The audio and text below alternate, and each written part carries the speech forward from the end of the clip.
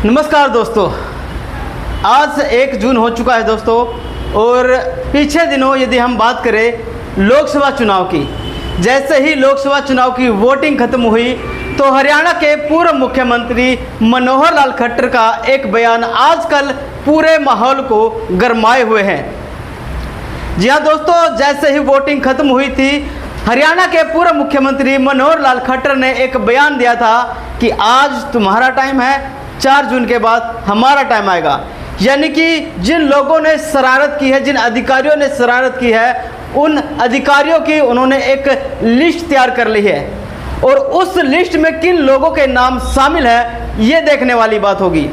तो दोस्तों बात करें, यदि लोकसभा चुनाव के अंदर जो रिजल्ट आएंगे उससे पहले हरियाणा के पूर्व मुख्यमंत्री मनोहर लाल खट्टर जब इस तरह का बयान देते हैं तो इसके पीछे की वजह क्या हो सकती है?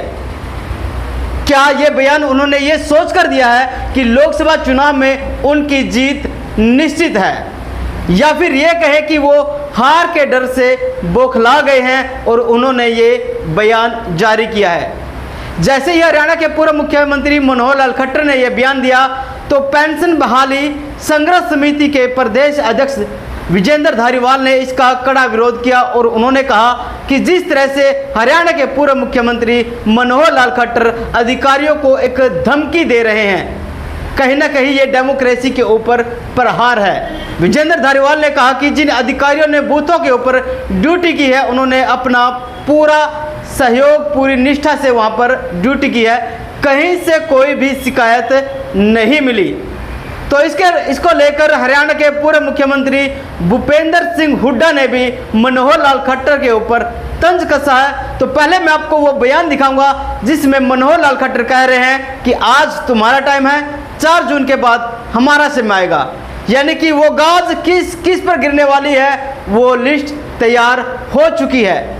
तो कौन से अधिकारी उसमें शामिल हैं वो बड़ी चौंकाने वाली बात होगी और उनके ऊपर एक्शन किस प्रकार से लिया जाएगा ये भी देखने वाली बात होगी। तो देखिए किस तरह से मनोहर लाल खट्टर ने एक बयान दिया तो उसके ऊपर पूर्व मुख्यमंत्री भूपेंद्र सिंह हुड्डा ने क्या कहा।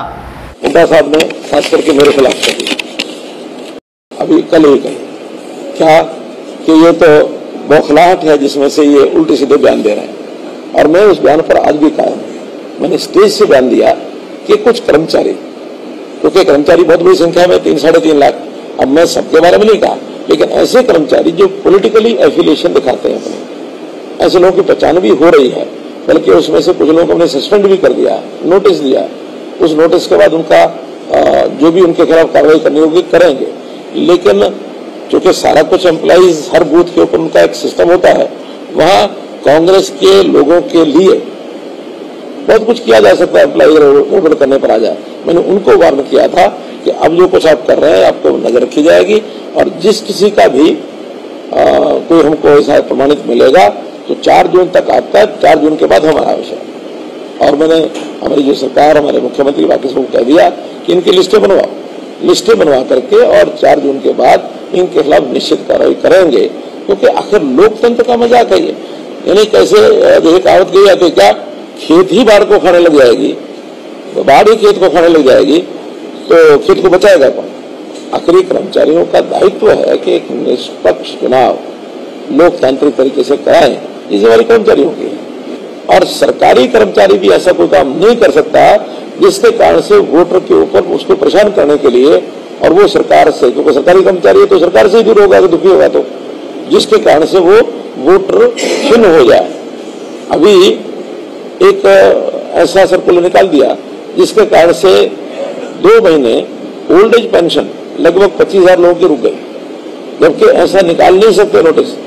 जो चीज आचार संहिता 16 मार्च को थी, 16 मार्च के बाद 4 जून तक कोई नया सर्कुलर, हाँ लॉ एंड ऑर्डर की स्थिति को मेंटेन करना है या इस प्रकार का कोई आपात स्थिति आ जाए उसके लिए सरकार कर सकती है, लेकिन नॉर्मल रूटीन का कोई नियम, इम्प्लीमेंटेशन भी जो पहले हो रही है, नई इम्प्लीमेंटेशन आचार संहिता से लेकर के और आचार संहिता समाप्ति तक कुछ नहीं किया जा सकता।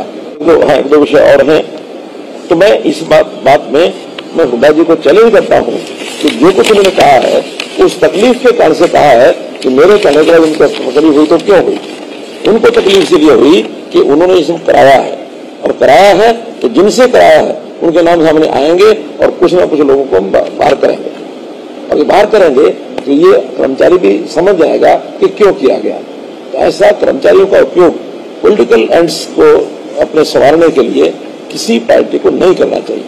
पूर्व सीएम है मनोहर लाल, वो कह रहे हैं कि कुछ जगह पर अधिकारियों के द्वारा जो बोगस वोटिंग है वो आज जो है कराई गई है, एक्शन भी लिया जाएगा ऐसे अधिकारियों को लेकर। वो क्या लगे हुए हैं, वो क्या है, वो कौन है एक्शन लेने वाले, क्या अथॉरिटी है उनके? मैं बतौर विपक्षी नेता उनसे सवाल पूछना चाहता हूँ, उनकी क्या अथॉरिटी है, किस बात के लिए? अरे गवर्नमेंट उनकी, वहाँ पोलिंग एजेंट उनके, पोलिंग एजेंट तो बैठे हुए ना, तो कोई ऐसी रिपोर्ट आई है क्या पूरे उसमें? उस टाइम तो करनी। अब ये जो इस किस्म के बयान जो है वो फ्रस्ट्रेशन के बयान होते हैं या अपनी हार स्वीकार करने के बयान होते हैं। हार स्वीकार कर चुके हो। ये जो धमकियाँ दी जा रही हैं कर्मचारियों को, मैं समझ में नहीं आता। जब जिम्मेवारी पद की बात कर रहे हैं, बैठ के ऐसी बात करते हैं, किसको धमकियाँ दे रहे हैं भाई? किस अथॉरिटी में किसको धमकी दे रहे हैं?